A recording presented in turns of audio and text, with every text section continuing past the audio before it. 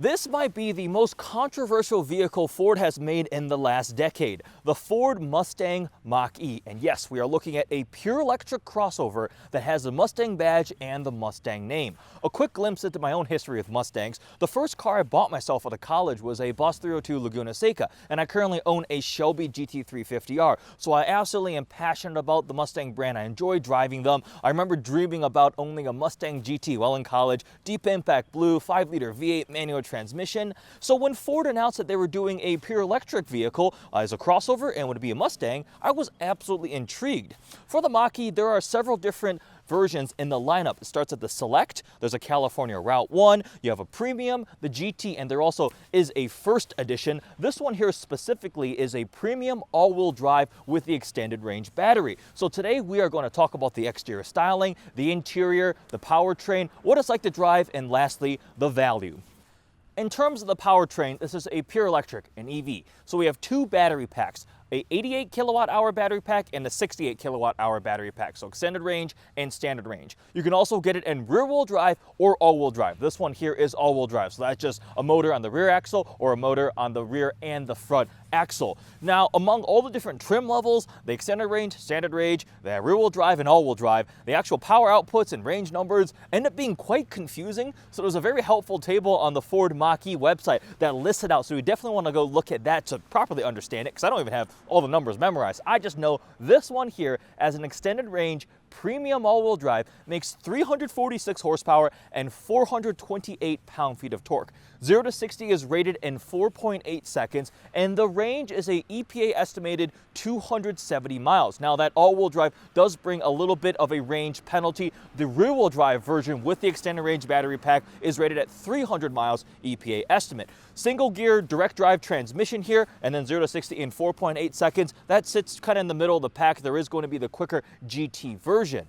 In terms of exterior styling, if there has to be a crossover Mustang, I'm glad it looks like the Mach-E, because I'm a big fan of the styling here. It looks quite sharp. Unmistakably a Mustang. Even if you ignore the Mustang logo on the front and on the back, look at the headlights. It's got the 3 bars there. Signature Mustang styling. Looks nice, sharp, and sleek. It doesn't need a front grille like a conventional internal combustion engine for airflow that way, but it's got the sculpted shape there. Below that, we do have some active grille shutters that can open and close. Nice and aggressive and clean up front, especially finished in this rapid red paint. It looks really nice. As a premium, we have some upgraded 19-inch wheels with the black contrast. Around here, we have a charging port on the driver's side. And again, this is a crossover, so 4 doors. But if you look at the roofline, it's actually really sporty too. The body painted part kind of drops down and makes it look more like that coupe or like a Mustang around back. And the actual roofline is blacked out up top and extends further out for that practicality.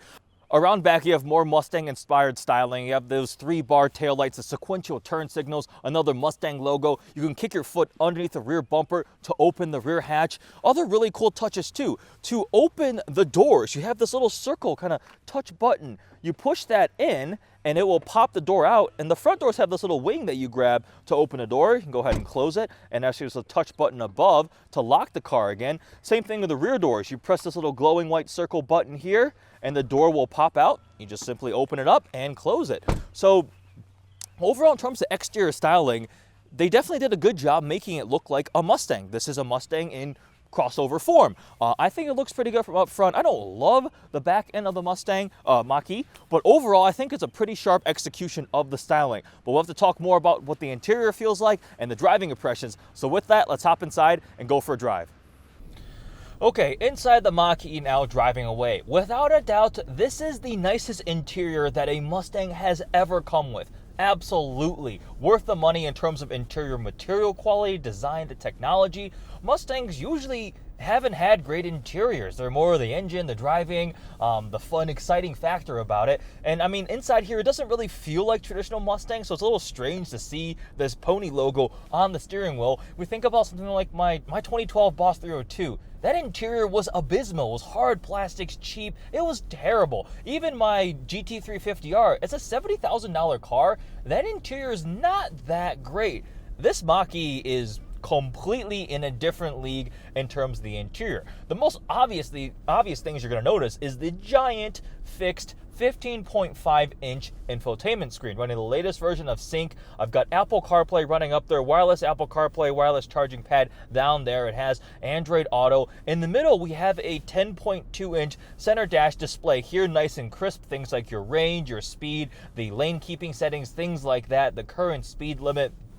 Material quality, like I already mentioned, leather on the steering wheel, some nice stitching. The seats aren't like the padded Recaros that you'd find in something like a Shelby or even the Mustang Performance Pack in a GT or something like that, but they're pretty comfortable. Visibility is great. This one has the fixed panoramic glass roof up there, giving it a nice airy light feeling on the inside. A 10-speaker Bang & Olufsen sound system with this textured cloth finish across it that looks and feels pretty nice there. Some more like carbon fiber look like on the dash there too. The door handles are cool. You pull this little toggle, it opens out there. The rear seats have actually a good amount of space too, and because it's an electric vehicle and you don't have transmission tunnel and things like that, this is all open storage space above, below, the charging pad like I mentioned, cup holders, center console, the rotary transmission selector for park, reverse, neutral drive. Clean and simple, but it still has the nice touches. I personally am not a huge fan of the Tesla interiors. They are minimalistic to the extreme, to the point where it just feels kind of Spartan and bare, and I've found that some of the material qualities and it's just not quite there for me. I'm a big fan of this inside, even compared to something like the Audi e-tron Sportback I drove recently, which is even more expensive. I think I prefer the inside of this Mach-E. It strikes a very nice balance. Now, driving. Now that's where that's an important thing. What is the Mach-E all-wheel drive like to drive? Well, I've got a roundabout here. Okay, it's smooth, it's quiet, obviously, it's an EV. It makes good power to where you come off the line nice and quickly, but it doesn't have the excitement that I associate with a Mustang. Now, we'll caveat all of this with I'm the type of Mustang consumer and driver that went for the top tier, most track-focused models, the GT350R, a Boss 302, things like that, a Shelby GT500, and this is just the Mach-E Premium.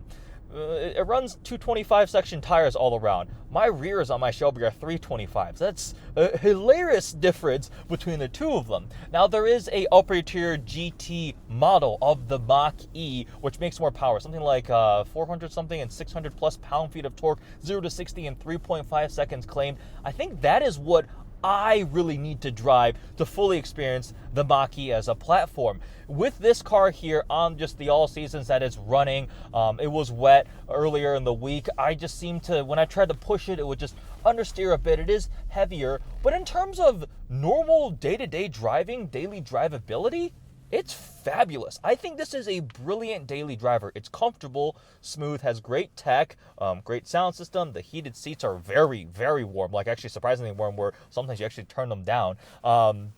So it's a really good daily driver. It looks really nice and sharp, has great technology, but to me, this Premium doesn't speak as Mustang to me in the conventional way. What I've discovered in terms of the reaction people have when you're driving the Mach-E around, it's very polarizing. People either think it's the worst thing in the world, it's just not right that it's a crossover electric that has a Mustang logo, or they think it's the coolest thing in the world. They're like, wow, that's really interesting. Can I check it out? Can I see the interior?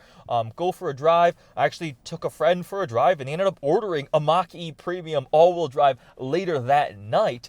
So it's really on either end of the spectrum. So yeah, like just around town, coming off of lights, it's very quick. If you're the first, you're going to be out ahead of traffic. Merging, even on the freeway, it's quiet. You don't get a lot of road noise, wind noise, so it's well isolated. It rides pretty well. Steering is one of the highlights. I think the steering on this thing is great. Again, it's lower center of gravity with the battery pack, and this is by no means the grippiest tires or the most aggressive suspension setup or anything like that, but it was fun to turn around some corners with this, but it just, the rawness and the excitement that I associate with a Mustang sports car is not presented to me in that way. This is not a bad vehicle. I actually think it's a very good vehicle. I think it's a great EV. I would absolutely consider this as a daily driver. And I mentioned this in one of my other videos, but the expectations that were set by putting a Mustang logo on it and calling it a Mustang immediately were raised. If they named this something else or made it a different version, just a pure electric Ford crossover, I think people would be blown away and they'd be like, oh my gosh, this is amazing. This is a great vehicle from Ford. But when you start taking the Mustang heritage and history, people have higher expectations. What would happen if you did anything else? If you decided to make the 911 into a crossover, if they didn't call it the Cayenne or the Macan, they called it a 911 Sports Coupe Lifted, whatever you want to call it, a 4x4, I think that would raise the expectations. That was a very poorly put together comparison, but I hope you understand what I'm explaining there. So my verdict for the premium all-wheel drive is great daily driver, absolutely great. Would absolutely consider one. I know some people have picked these up as their daily drivers. Does it feel like the Mustang like my Shelby does? No, but not every Mustang experience is something like a GT350R. There are plenty of people who very much enjoy the EcoBoost and the regular Mustang GTs. Those are great cars. Spent time in them before, whether it's a performance pack or a regular one, and they're great. It offers your different experience. In terms of the value, the Mach-E Premium starts at right around $47,000, and as option, there actually aren't too many options. You're mainly just picking your extended range, standard range, your rear-wheel drive, all-wheel drive. This one has the red paint here, but this one probably is around $55,000. This one, actually, the window sticker doesn't have a price on it because it's an early pre-production model, I believe. Regardless of that, with the tax credit that can be applicable for these, I believe it's $7,500. So you're talking mid-40s to touching 50 for a pretty well optioned premium all-wheel drive. The GT will cost a bit more, and compared to the competition, we're right on with a Tesla Model Y. If anything, I think it might be a little bit cheaper than a Model Y, long performance, all-wheel drive, whatever they call the different Tesla iterations of it. So pricing is competitive. Is it worth the money as a daily driver? You're going to spend a bit extra to get like the EVs, I think. Look at the Audi e-tron. That thing was like 80 grand. And I drove it and I was like, you could get a nicely option like Q7 or Q8, which is bigger, more comfortable, way more equipment. You're going to pay a little bit more, I think, to jump into the EV experience.